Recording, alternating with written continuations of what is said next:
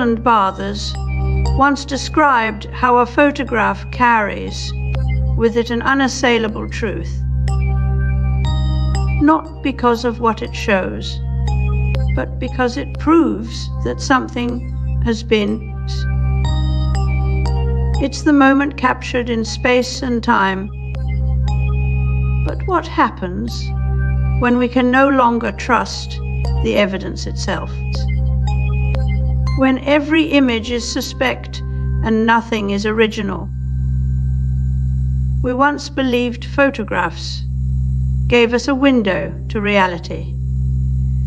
Now they give us questions without answers. The death of the original doesn't begin with copying.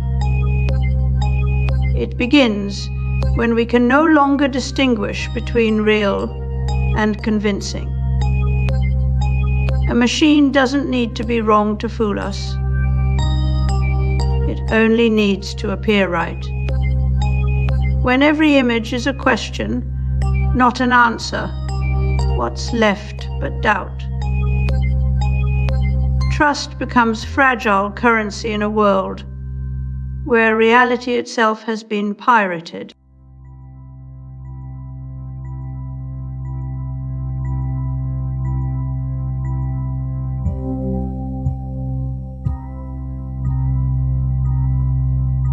MIDI Mushi 1986 represents a pivotal moment in digital music evolution, showcasing early MIDI's transformative potential to unify.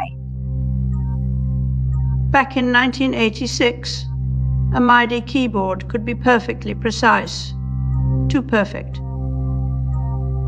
If you listened closely, it didn't sound like humans playing music at all.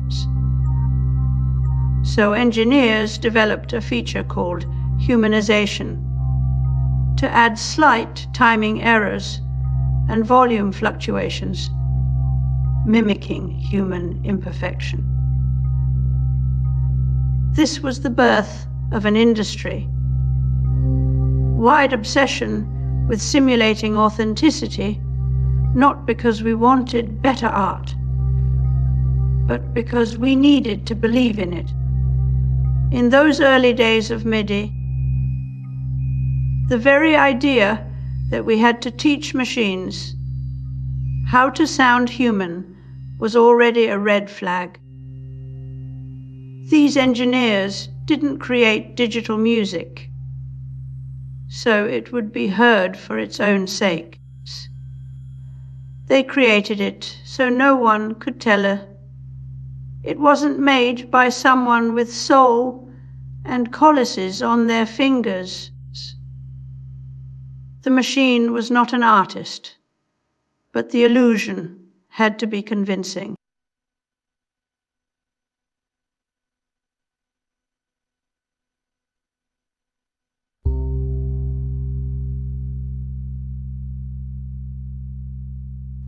Postman warned that technopoly doesn't just change tools.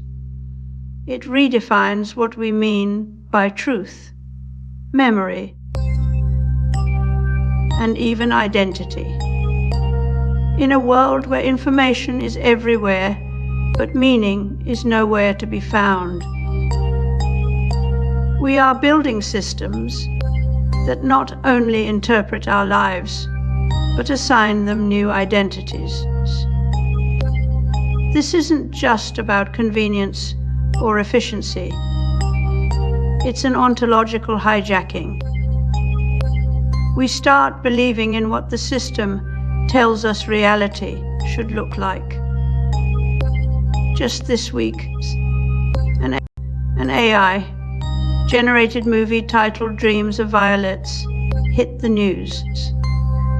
It cost $2,000 and took 2 months to make, a fraction of what human labor requires. Here's the twist.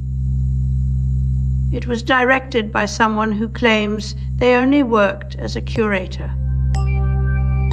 The real work left to the algorithm. As we delegate creative authority to machines that simulate human imperfection with increasing skill. We're not just outsourcing talent. We're redefining what creativity means.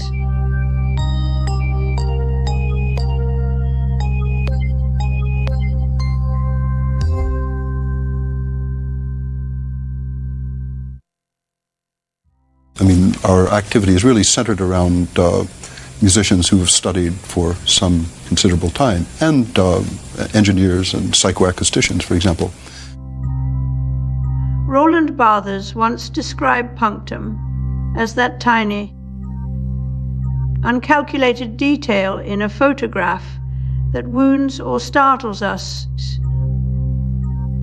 The thing we don't expect, but can never forget. But what happens when everything is designed to wound? In algorithmic culture, every image, every line of text, every social media post is optimized not for truth, but for emotional impact. The surprise has been programmed into the system so that even our jolted reactions are predictable. We no longer experience the world as it is, that when everything is made by machines, by algorithms, by code, the moral weight of creation vanishes. We can no longer say something was earned if it emerged from a system we don't fully understand or control. This is where trust begins to erode, not in the lie itself, but in our ability to distinguish between what's real and what's just convincingly fake. The Pope's words are not about technology per se. They're about the soul of human labor, creativity, and meaning.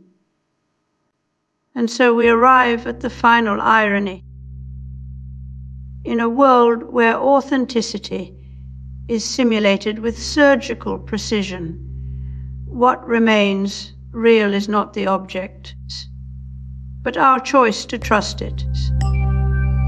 We are left standing before fakes that look more human than humans themselves.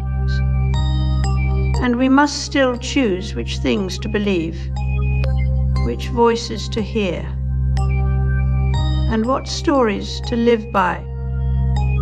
This is no longer about truth in media or art. This is about identity, agency, and the last vestige of free will in a world built on mimicry.